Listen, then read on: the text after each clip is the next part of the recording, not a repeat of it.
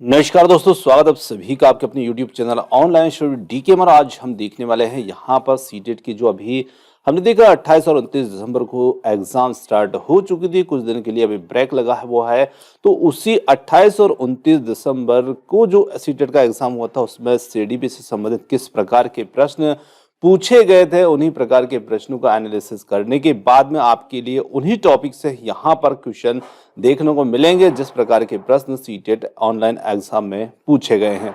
तो चलिए, काफी हेल्पफुल प्रश्न आपके लिए होने वाले हैं और क्योंकि अभी आपका एग्जाम यदि सीएस है तो निश्चित रूप से ये प्रश्न आपको आने वाली एग्जाम में तो हेल्प करेंगे ही करेंगे और आपका स्कोर भी काफी इंप्रूव करेंगे। तो चलिए देखते हैं, और सबसे पहले यहाँ पर हम बात करेंगे उन टॉपिक के जिनसे संबंधित प्रश्न जो थे ये सीटेट 28 और 29 दिसंबर की एग्जाम में पूछे गए थे। तो सबसे पहले इन टॉपिक को डिस्कस कर लेते हैं ताकि आप जो है इन टॉपिक को अच्छे से कवर कीजिएगा, क्योंकि इन्हीं से ज्यादातर क्वेश्चन जो है वो देखने को मिले हैं।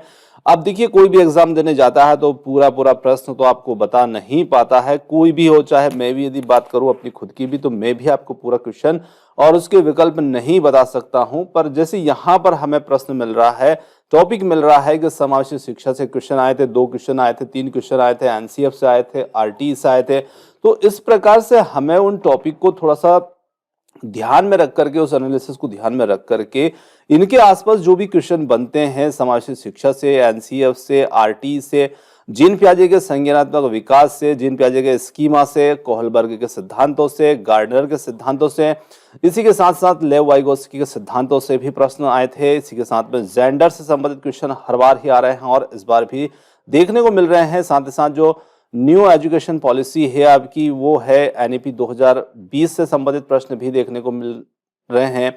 प्रगतिशील शिक्षा से और मूल्यांकन, वृद्धि एवं विकास।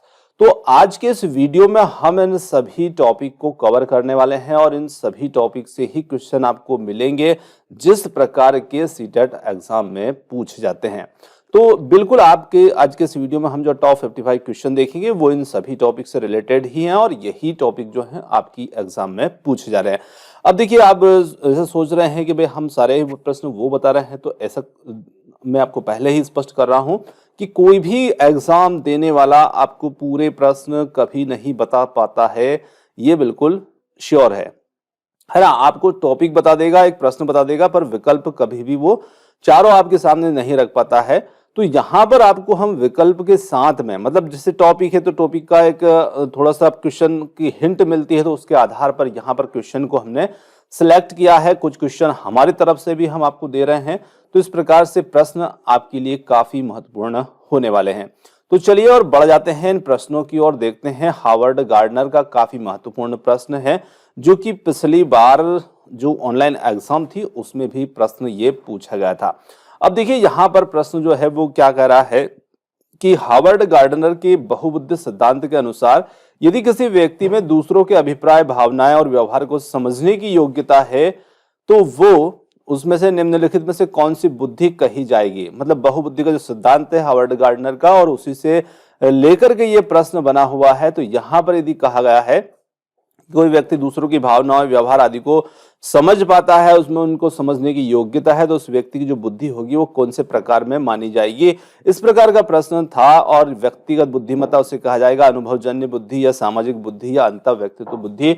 तो काफी अच्छा प्रश्न है। तो जब हम किसी भी दूसरे की भावनाएं, व्यवहार है ना, उसके इमोशनल आदि को समझ पाते हैं तो हमारी बुद्धि भी जो रहेगी वो अंतः व्यक्तित्व बुद्धि कहलाएगी।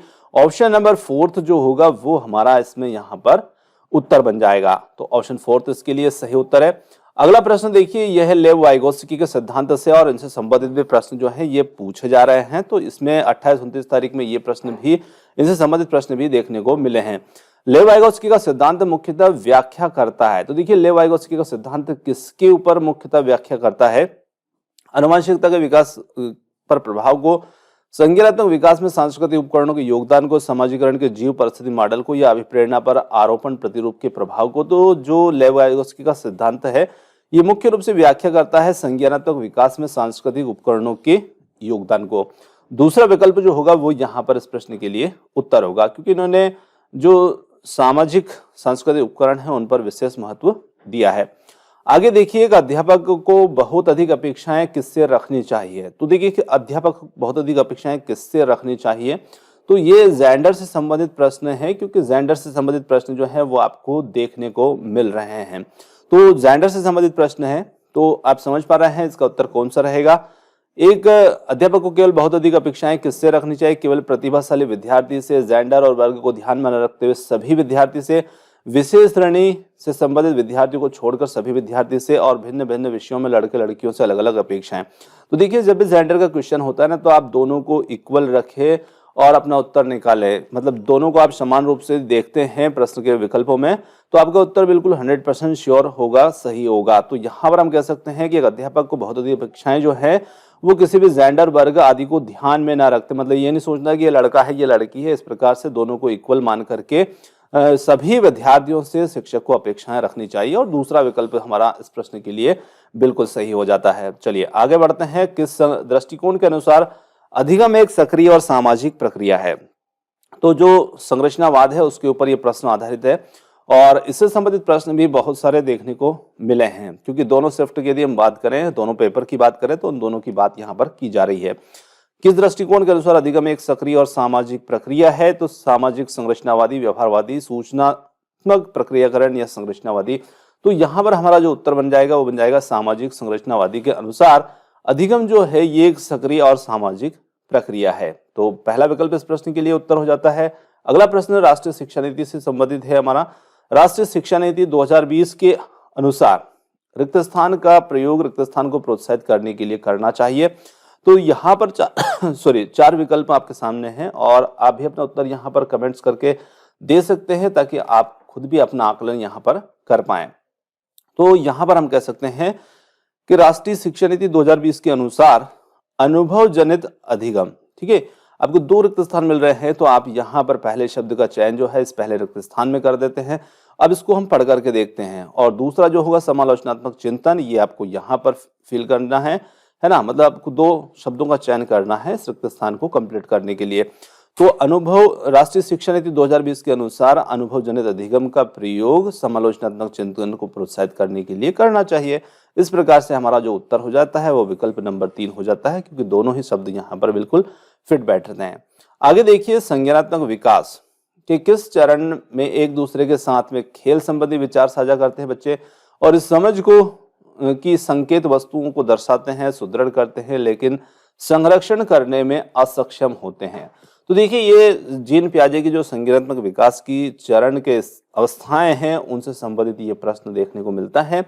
और यहाँ पर हम देखें तो संवेदी पेशी अवस्था है, औपचारिक संक्रियात्मक अवस्था, पूर्व संक्रियात्मक अवस्था है, और मूर्त संक्रियात्मक अवस्था। तो इसमें हमारा उत्तर बन जाता है पूर्व संक्रियात्मक अवस्था। ऑप्शन नंबर 3 जो होगा वो हमारा इसमें उत्तर होगा।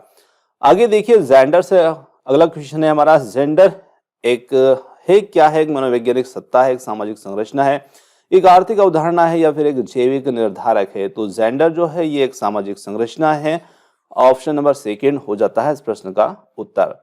आगे देखिए, प्रगतिशील शिक्षा से संबंधित प्रश्न आपको देखने को मिलते हैं, और ये भी पूछे जा रहे हैं। तो यहाँ पर प्रगतिशील शिक्षा में बच्चों को किस तरह देखा जाता है?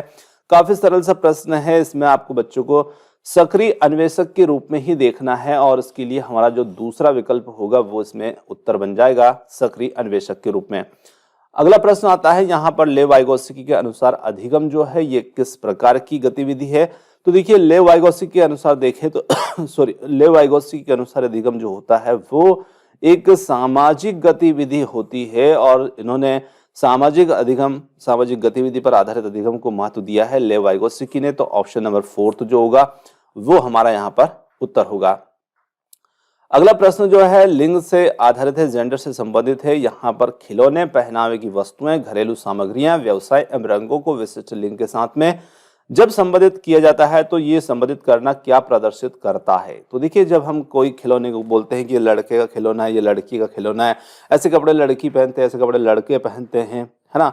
तो यहाँ पर हम पहनावे की वस्तु हो गई, घरेलू सामग्रियां हो गई, व्यवसाय हो गए, रंग हो गए आदि को जब हम लिंगों के साथ में जोड़ते हैं तो ये जेंडर रूढ़िवादिता, जेंडर सिद्धांत, जेंडर प्रासंगिकता या विकसित जेंडर पहचान, तो ये कहलाता है जेंडर रूढ़िवादिता। है ना, मतलब यहाँ पर जेंडर रूढ़िवादिता को महत्व दिया जा रहा है, इस प्रकार से भी उनको जोड़ा जा रहा है। तो हमें इस प्रकार से जोड़ते हुए ना देखना है। जब हमारे वो प्रश्न में किस प्रकार से बदलाव करके पूछा जाए तो हमें दोनों को समान महत्व देकर के उत्तर के विकल्प का चयन करना है। आगे देखिए, अगला प्रश्न आता है, निम्नलिखित में से संरचनाओं में से शिक्षा का अधिकार अधिनियम 2009 किसकी वकालत करता है? और इससे भी बहुत सारे प्रश्न, 2-3 प्रश्न जो हैं देखने को मिल रहे हैं। निम्नलिखित में से यदि बात करें तो समावेशी पृथक्करण, मुख्यधारा शिक्षण, एकीकृत शिक्षा, तो देखिए यहाँ पर अधिकार अधिनियम 2009 जो है ये किसकी वकालत करेगा? तो ये समावेशी शिक्षा की वकालत करेगा। और समावेशी शिक्षा को ही हमें महत्व देना है। समावेशी शिक्षा का मतलब है सभी बच्चों की साथ साथ शिक्षा, और जिसमें सभी बच्चों को समान अवसर दिए जाए। आगे देखिए, यहाँ पर अगला प्रश्न आता है, रिक्त स्थान या विचारधारा है कि सभी बच्चों को एक नियमित विद्यालय में समान शिक्षा प्राप्त करने का अधिकार हो। और ये कौन सी शिक्षा कहलाती है? तो अभी हमने जिस पे बात की वही शिक्षा ये रहेगी, है ना। मुख्यधारा शिक्षा, विशेष शिक्षा, बहुसांस्कृतिक या समावेशी, तो सीधा सीधा उत्तर मिल जाता है आपको समावेशी शिक्षा, जहां पर सभी को एक नियमित विद्यालय में एक समान शिक्षा की बात की जाए। मूल्यांकन को रिक्त स्थान होना चाहिए, तो मूल्यांकन को रिक्त स्थान में शिक्षण अधिगम प्रक्रिया का एक भाग होना चाहिए, केवल नंबरों के संदर्भ में करना चाहिए, या वस्तुनिष्ठ प्रकार के लिखित कार्यों पर आधारित होना चाहिए, या फिर एक अलग गतिविधि के रूप में होना चाहिए। तो मूल्यांकन जो है शिक्षण अधिगम प्रक्रिया के एक भाग के रूप में होना चाहिए। और ऑप्शन नंबर फर्स्ट जो है वो हमारा उत्तर हो जाता है। संरचनात्मक दृष्टिकोण के अनुसार जो अधिगम रिक्त स्थान है तो क्या होगा? संरचनात्मक दृष्टिकोण से यदि हम देखें इसको, तो अधिगम जो होता है, तो देखिए संरचनात्मक दृष्टिकोण क्या किस बात पर महत्व देता है? तो ये सामाजिक अधिगम पर महत्व देता है, सामाजिक रूप से सीखने पर महत्व देता है, सामाजिक गतिविधि पर महत्व देता है। तो ये एक सक्रिय एवं सामाजिक प्रक्रिया के अंतर्गत ही हमारा उत्तर बन जाता है कि अधिगम जो है एक सामाजिक सक्रिय प्रक्रिया है। ऑप्शन फोर्थ इसके लिए उत्तर हो जाता है। अगला प्रश्न बात करें तो राष्ट्रीय पाठ्यचर्या फ्रेमवर्क 2005 से है, और एनसीएफ 2005 ने अपनी समझ जो है रिक्त स्थान से प्राप्त की है। तो इसमें रचनावाद को बल दिया जाता है, रचनावाद पर आधारित होता है। तो दूसरा विकल्प बन जाता है यहाँ पर उत्तर।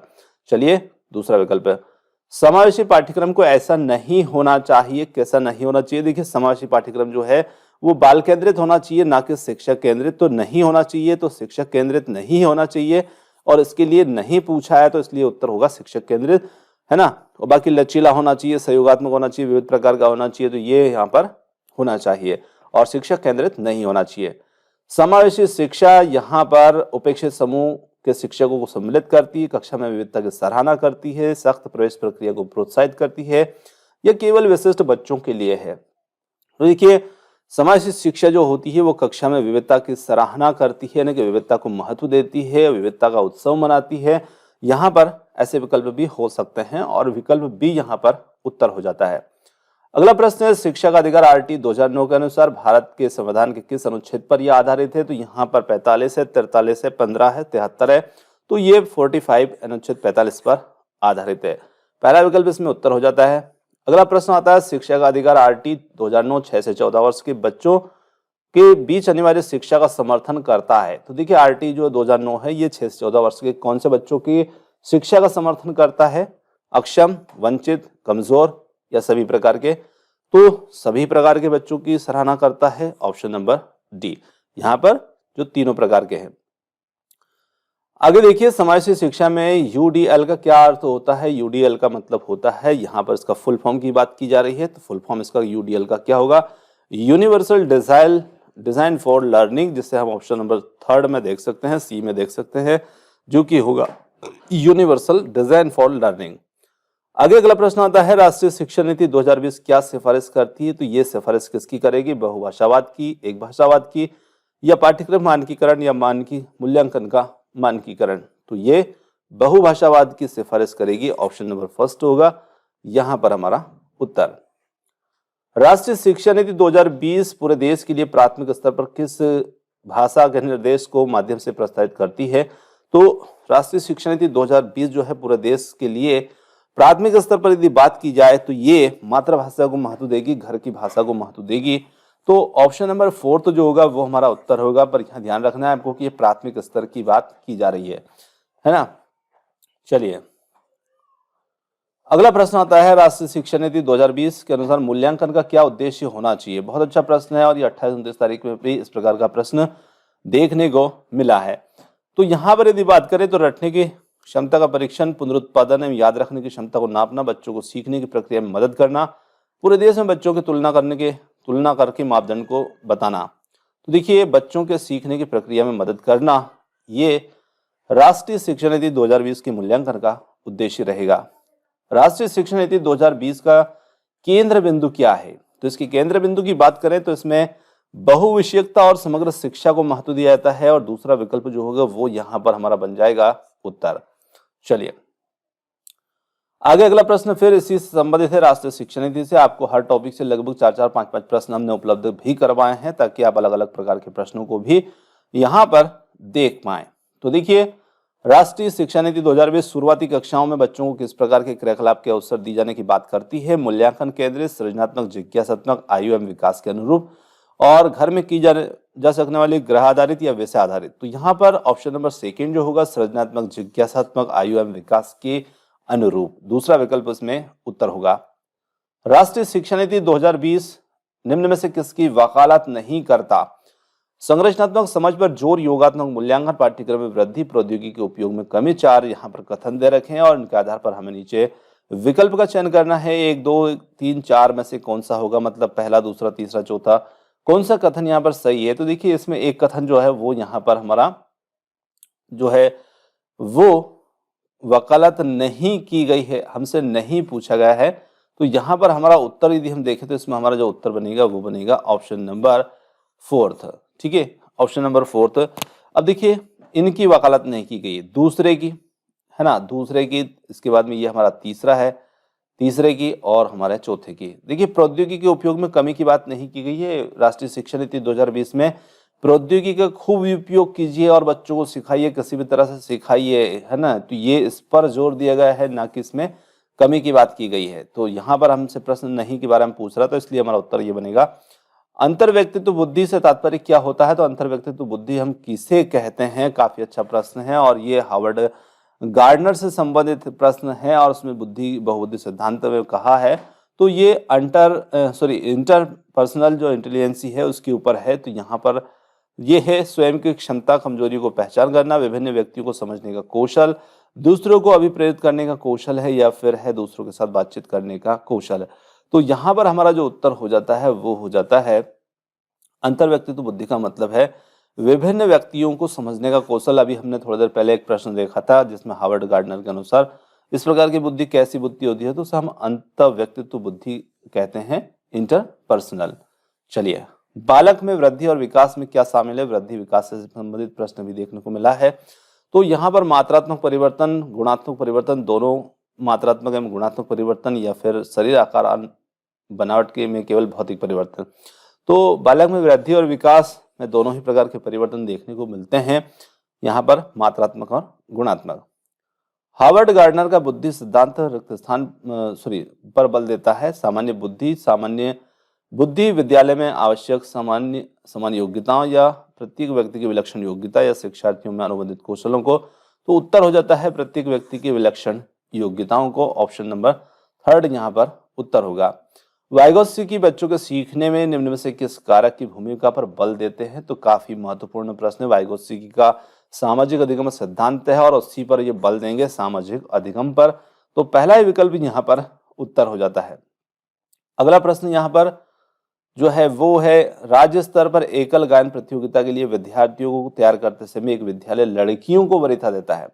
अब ये क्या दर्शाता है? तो देखिए, लड़कियों को वरीयता देना मतलब प्राथमिकता देना, तो ये लैंगिक पूर्वाग्रह, वैश्विक प्रवृत्तियां, या फिर प्रयोजनात्मक उपागम, प्रगतिशील चिंतन। तो ये कुछ नहीं, लैंगिक पूर्वाग्रह है, जहां पर किसी एक को ज्यादा महत्व दिया जाता है, लड़के या लड़की, किसी को भी प्रश्न में लड़के को भी महत्व दिया जा सकता है, तो आपको ध्यान रखना है ना।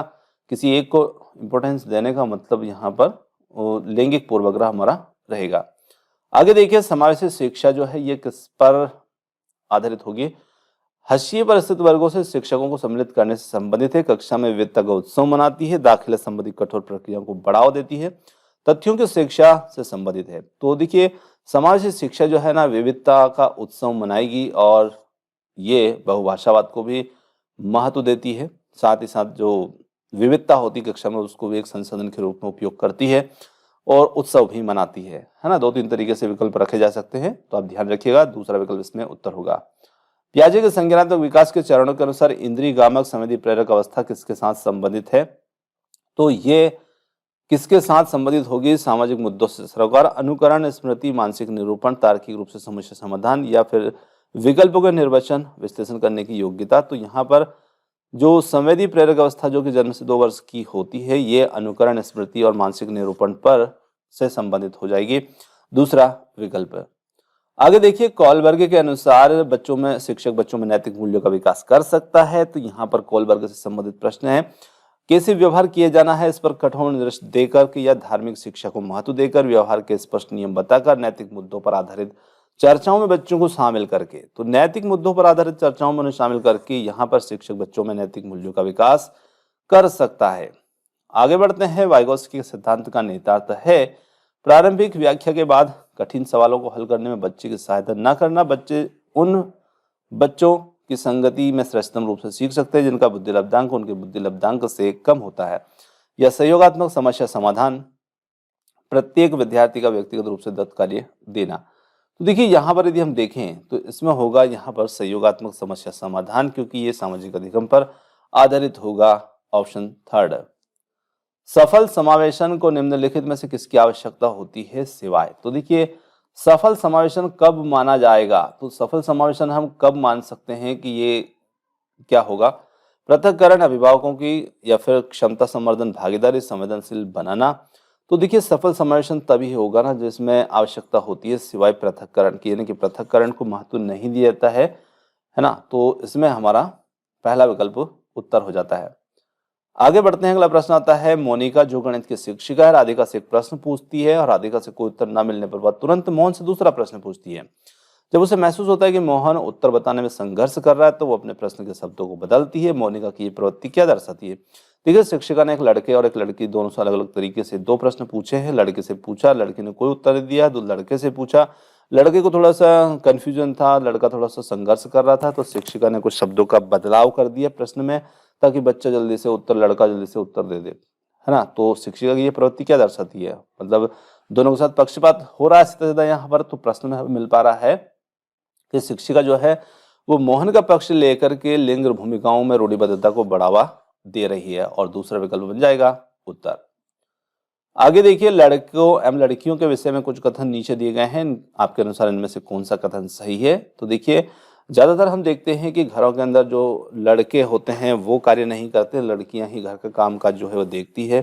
पर सीधा कहने का मतलब प्रश्न का ये है कि लड़कों को भी घर के काम में मदद करनी चाहिए, है ना। क्योंकि भाई ये काम सिर्फ लड़कों का ही नहीं होता कि बाहर जाकर के घूमना है, ये करना है, वो करना है, ये लड़कियों का भी हो सकता है। मतलब दोनों को हमें समान रूप से महत्व देना है। तो हमारे अनुसार सही उत्तर जो होगा वो ये होगा, ऑप्शन नंबर सेकेंड, लड़कों को घर के कार्य में सहायता करनी चाहिए। तो यहाँ पर ये उत्तर हो जाएगा। अगला प्रश्न देखिए, यहाँ पर है, एनसीएफ 2005 के अनुसार गलतियां इस कारण से महत्वपूर्ण है, गलतियां क्यों महत्वपूर्ण मानी जाती है?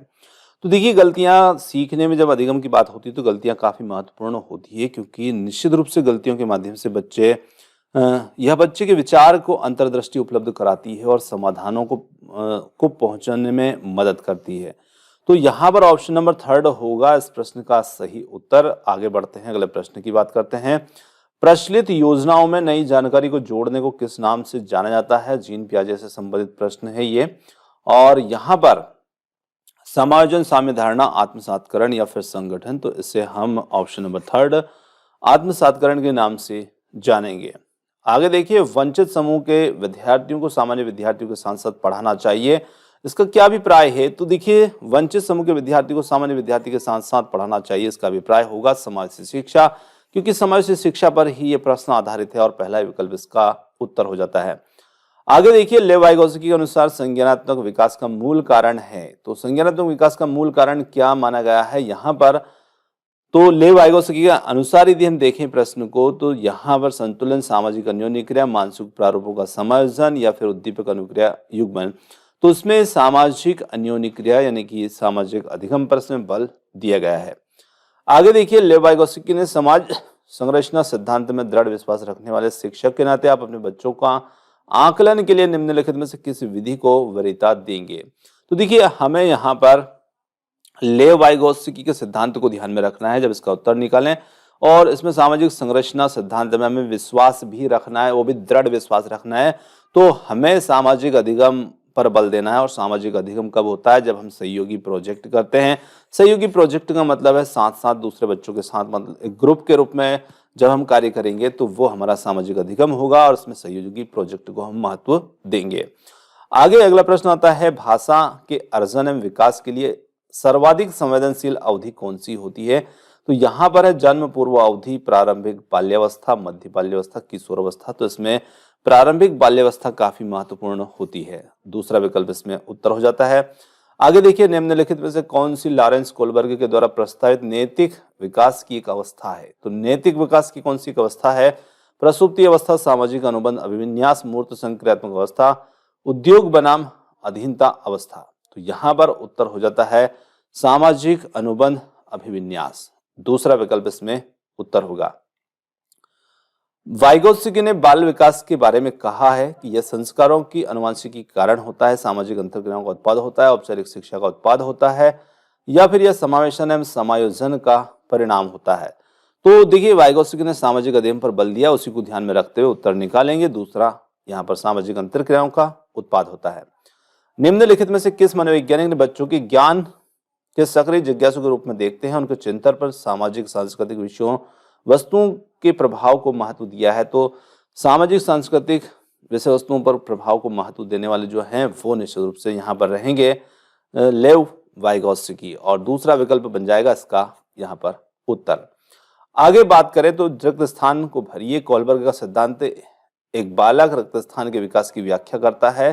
तो एक बालक रक्त स्थान के विकास की व्याख्या करता है, तो यहाँ पर हो जाता है नैतिक। कोलबर्ग का सिद्धांत में नैतिक विकास को महत्व दिया गया है, नैतिक विकास के चरण बताए गए हैं, दूसरा विकल्प उत्तर होगा। बहुबुद्धि मन के फ्रेम ढांचे सिद्धांत के प्रवर्तक कौन है? तो देखिए बहुबुद्धि, और बहुबुद्धि देने वाले कौन थे? तो वो थे हार्वर्ड गार्डनर। तो काफी सरल सा प्रश्न है, ऑप्शन नंबर फर्स्ट उत्तर होगा। आगे देखिए, प्रगतिशील शिक्षा में निम्नलिखित में से किस कथन से संबंधित है? शिक्षक सूचना और प्राधिकार से प्रवृत्त होते हैं, ज्ञान प्रत्यक्ष अनुभव और सहयोग से उत्पन्न होता है, अधिगम तथ्यों के एकत्रीकरण और कौशल में प्रवीणता के साथ सीधे मार्ग पर चलता है, परीक्षा मानदंड संदर्भित और बाह्य है। तो यहां पर हम कह सकते हैं इसके लिए उत्तर होगा दूसरा, ज्ञान प्रत्यक्ष अनुभव और सहयोग से उत्पन्न होता है, दूसरा विकल्प इसमें उत्तर होगा। राष्ट्रीय पाठ्यचर्या की रूपरेखा 2005 के अनुसार गणित शिक्षण का मुख्य उद्देश्य क्या है? तो देखिए गणित शिक्षण की बात आ गई है, इसमें गणित शिक्षण का मुख्य उद्देश्य क्या होता है? तो ये होता है बच्चों में तार्किक चिंतन, समस्या समाधान कौशल का विकास करना, तीसरा विकल्प। इनमें से कौन मनोवैज्ञानिक भाषा विकास से संबंधित है? और भाषा विकास से संबंधित काफी महत्वपूर्ण प्रश्न है। भाषा विकास से संबंधित बात करने वाले हैं यहाँ पर चॉम्स्की की, और चॉम्स्की जो है वो भाषा विकास से संबंधित मनोवैज्ञानिक है। थर्ड विकल्प इसका उत्तर होगा। लॉरेंस कोलबर्ग विकास के क्षेत्र में शोध के लिए जाने जाते हैं, संज्ञानात्मक, नैतिक, शारीरिक या फिर गामक विकास के लिए। तो ये जाने जाते हैं लॉरेंस कोलबर्ग नैतिक विकास के क्षेत्र में शोध के लिए, और दूसरा विकल्प उत्तर होगा। आगे देखिए, कोलबर्ग ने प्रस्तुत किए, तो कोलबर्ग ने क्या प्रस्तुत किए? संज्ञानात्मक विकास के चरण, शारीरिक विकास के चरण, संवेगात्मक विकास के चरण, नैतिक विकास के चरण, और यहां पर उत्तर हो जाता है नैतिक विकास के चरण, ऑप्शन नंबर डी।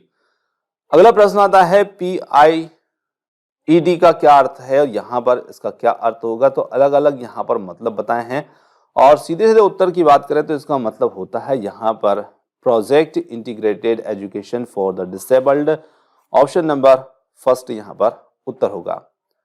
निम्नलिखित में से कौन सा राष्ट्रीय पाठ्यक्रम रूपरेखा 2005 का मार्गदर्शन सिद्धांत नहीं है? तो देखिए ये रचनावाद को महत्व देता है। तो यहां पर पहले विकल्प में बताया कक्षा की 4 दीवारों के भीतर अधिगम करना, तो ये महत्व नहीं है, इसका सिद्धांत नहीं है ना, क्योंकि एनसीएफ 2005 क्या कहता है कि आप बच्चों को बाहर की दुनिया से जोड़िए, उसके माध्यम से सिखाइए, रचनावाद के माध्यम से सिखाइए। तो ये ही इसका सिद्धांत नहीं होगा, ऑप्शन नंबर फर्स्ट। अगला प्रश्न आता है यहां पर IDSS 2009 क्या है? तो यहां पर यदि इसकी बात करें तो देखिए ये प्राथमिक स्कूल के बच्चों के लिए है, प्रारंभिक स्कूल के बच्चों के लिए, माध्यमिक स्कूल के बच्चों के लिए या फिर उच्च शिक्षा के बच्चों के लिए। तो ये यहां पर आता है माध्यमिक स्कूल के बच्चों के लिए। और इसका मतलब क्या होता है?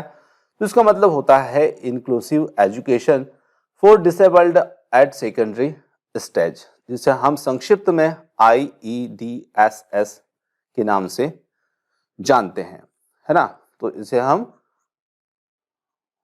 IEDSS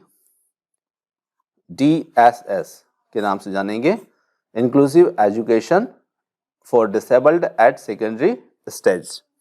चलिए, तो दोस्तों यहां पर आज के जो हमारे टॉप 55 क्वेश्चन जो कि एनालिसिस बेस्ड क्वेश्चन थे, ये आपको कैसे लगे कमेंट्स करके जरूर बताइएगा। और यदि आपको वीडियो पसंद आया हो तो इसका अगला सेकेंड पार्ट हम जल्द ही आपके लिए लेकर आएंगे, जो कि उसी एनालिसिस बेस्ड टॉपिक और क्वेश्चनों पर आधारित होगा। तो आपने जो समय दिया उसके लिए बहुत बहुत धन्यवाद। Thanks for watching. मिलते हैं जल्द ही एक और नए किसी वीडियो के साथ। धन्यवाद।